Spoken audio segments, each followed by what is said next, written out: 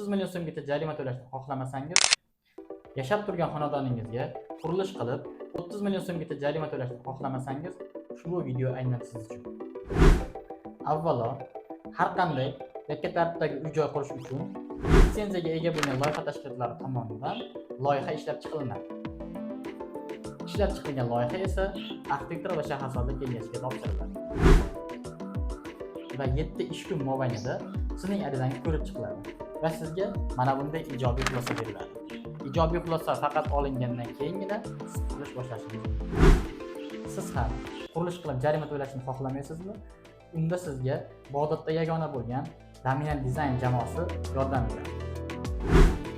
Siz bizga mana bunday davlat reyestridan ko'chirmani olib berasiz va biz sizga qurilish qilishingiz uchun ijobiy xulosani olib beramiz. Biz bilan bog'lanish uchun ushbu raqamlarga murojaat qiling yoki bo'lmasa davlat xizmatlar markazining 2-qavatga tashrif buyuring va bu videoni qurilish qilaman deb yurgan tanishlaringizga jo'nating.